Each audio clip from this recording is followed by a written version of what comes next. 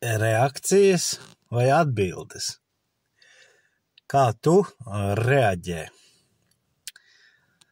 Interesanti, man ir nācies piedzīvot iela evanģelizācijā, kaut kad mēs bijām tādās apmācībās, kur mums izsūtīja iela evanģelizācijā sludināt par Kristu. Un interesanti, kad es mums izsūtīja pa 2, jaunāku, tādu vecāku, varēja tā redzēt, ka tur tā tika sadalīts. Un tā man pieredze bija interesanti redzēt, kad tikko nesen atgriezies kristietis, kas ir sapratis un pieņēmis Kristus gribu savā dzīvē un to sāk realizēt, tad viņš ļoti asi reaģē uz cilvēkiem, kas nepazīst Kristu, kas mēģina varbūt kādā veidā pat aizvainot vai kaut kā neforši izteikties.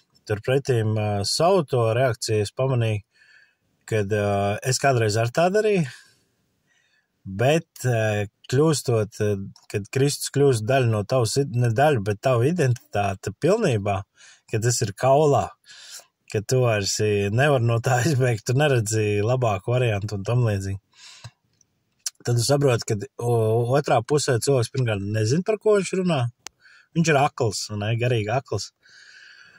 Un otrs, mana reakcija viņam nepalīdzēs skaidrāk ieraudzīt, sadzirdēt, un līdz ar to ir labi mācēt nolikt malā savas reakcijas, bet īstenībā raisīt atbildi.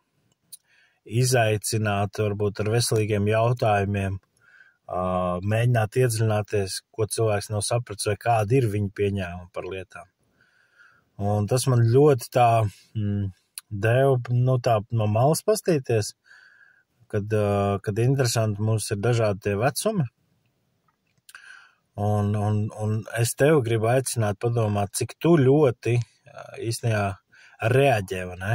Ja tu ļoti reaģē ar reakcijām, ar emocijām, vienalga, vai tas būtu uzņēmēja darbība, vai bērna audzināšana, vai avārijas situācija, vai kā tam līdzīgi. Visur īstenībā tas caurstrāvojas, vai tu reaģē ar emocijām, vai tu ar atbildēm rīkojies. Un kas ir atbilde? Tas ir, kad ir krīzes situācija, jā, tev ir stress, tu arī gribētu ārdīties un trakot, bet tu saproti, ka tas pirmkārt šajā situācijā nevienam nepalīdzēs. Otrs, tev ir jāsaglabā miers, jo tu varbūt tad tajā brīdī tas ēnkurs, tā vieta, kas palīdz bišķiņ pārējiem nomierināties, ne?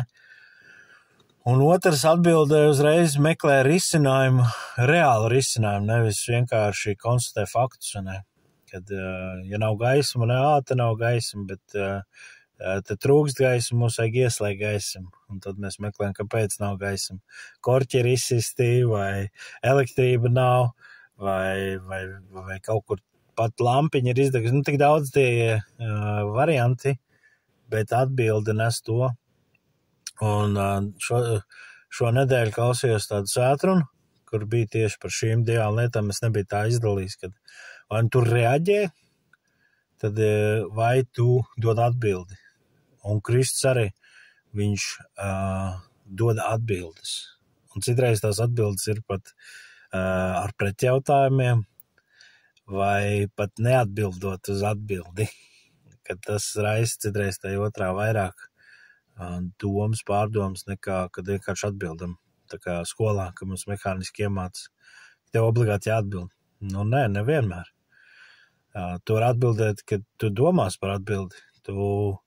Kāpēc tu vispār uzdod šo jautājumu, ka mēs citreiz vispār avotu mēģinam uzzināt, kāpēc cilvēks kaut ko jautā, vai kāpēc mēs tā reaģējam.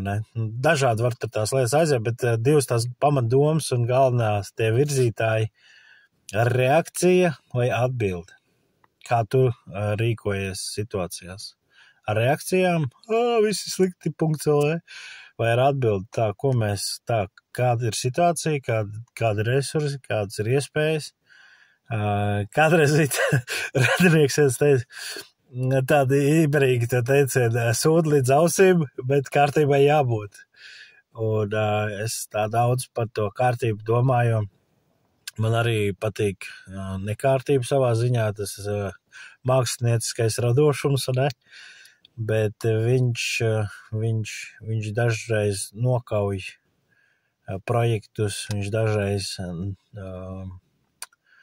tu nemaz nezini tos resursus, kas tev ir pieejami, ja ir bardaks. Tāpēc ir jāmācās visās dzīves jomās ieviest kārtību un arī viņu noturēt, ne tikai ieviest, noturēt un reāli pielāgot to savam personu tipam. Tas arī ļoti svarīgi, ka katram var strādāt sava veida kārtības, teiksim tā, bet pār visam, cik tu galā var dabūt tos gala rezultātus, teiksim tā. Tagad daudz pārdomas un ceru, ka tas varbūt tevī raisa kaut kādas tādas sevi pašanalīzi un pastīties, kā tu, vai tu vari varbūt pakoriģēt nākamreiz savu kaut kādu reakciju uz atbildi un pateikt savai reakcijai stop, mēs tagad nedusmosimies, mēs dusmosimies, bet darīsim to pareizi. Pirmkārt, varbūt aiziet kaut kur nos no visiem un izbļaustoties, vai, nezinu, pasitot pa koku, vai ejot parakt tranšai, vai ejot vienkārši pie jūras, vai surni pastaigā. Tādā veidā mēs to risināsim, un otrs, kā mēs kaut ko varam, kaut vai bišķiņ, bet uzlabot šo situāciju, kurā mēs esam. Un tas ir visās dzīves jomās. Laulība, bērni, bizness, veselība, garīgās jautājumi un lietas un kalpošanas un viss tā tālāk. Tā kā es svētīts šalom.